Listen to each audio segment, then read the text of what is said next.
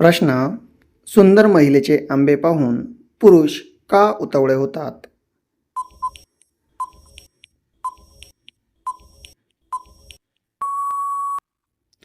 उत्तर. ते त्यांना जास्त आकर्षित करतात. प्रश्न. कोणती महिला करताना खूप जास्त नाटक करत असते?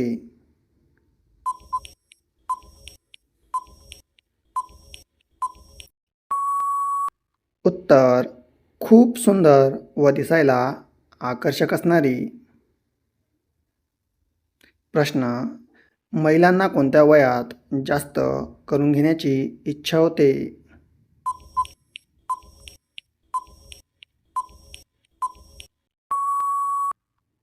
उत्तर. वयाच्या 40 नंतर इच्छा होते.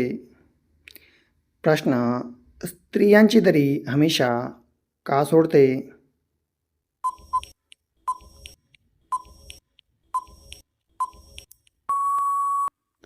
उत्तर.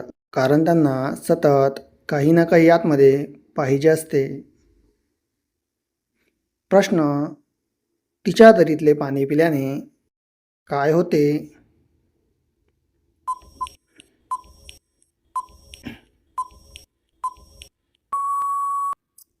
उत्तर. पाणी पिल्याने खूपच भारी वाटते. प्रश्न. दिवसातून किती वेळेस घेण्याची इच्छा होते?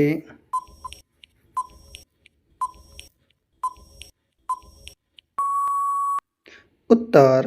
दिवसातून कमीत कमी 3 वेळेस घेण्याची इच्छा होते.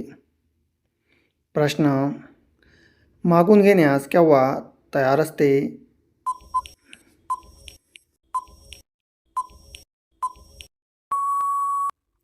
उत्तर.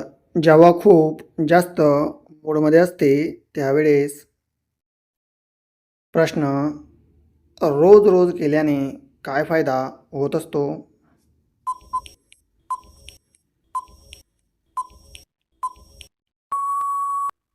उत्तर.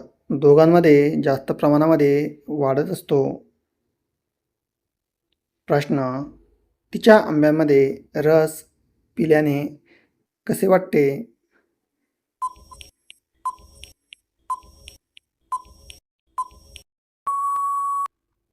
उत्तर. लय भारी वाटते व हलके हलके झाल्यासारखे वाटते. प्रश्न. मागून देण्यास केव्हा होकार असतो?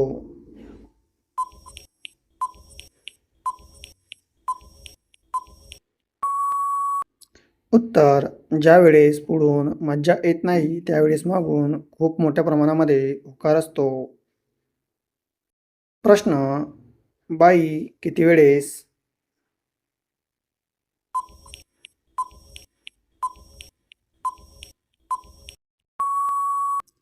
उत्तर. दिवसातून कमीत कमी 5 वेळेस. नमस्कार मित्रांनो, आज आपण शेतामध्ये SRT पद्धत कशाप्रकारे अवलंबली जाते ते आपण यामध्ये पाहणार आहोत. तुम्ही बघू शकता हे जे संपूर्ण शेत आहे तर या शेतामध्ये आपण SRT ही पद्धत लागवड केलेली आहे. यामध्ये आपल्याला हे जे झाड दिसतंय ते बघा किती टवटवीत आपल्याला दिसतं आहे. संपूर्ण झाड, संपूर्ण पालापाचोळा आपण शेतामध्ये कुजवायचा.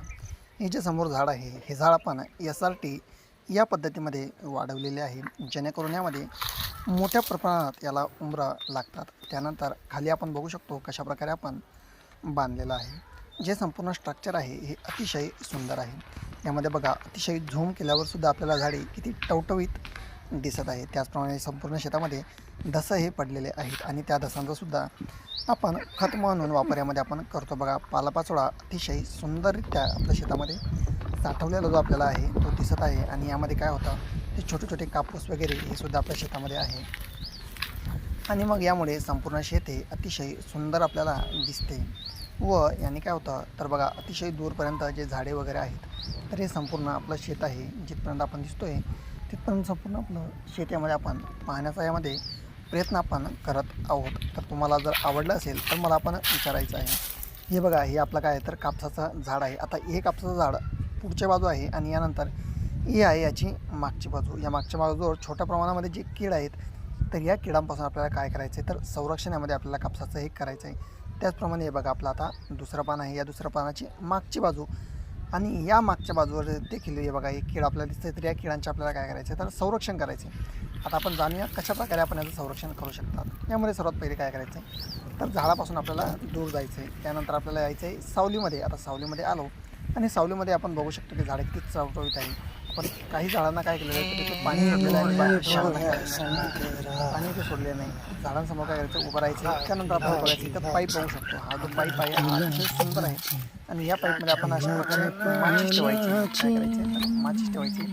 मग ही माचीस ठेवल्याच्या नंतर काय करायचं तर संपूर्ण हे व्यवस्थितपणे झाकण्याचा प्रयत्न करायचा, जेणेकरून ही माचीस आपल्या शेतामध्ये कोणालाही दिसणार नाही. मग याने काय होईल तर आपल्या शेतामध्ये संरक्षण होईल आणि जेणेकरून संपूर्ण माचीस ही व्यवस्थित राहील.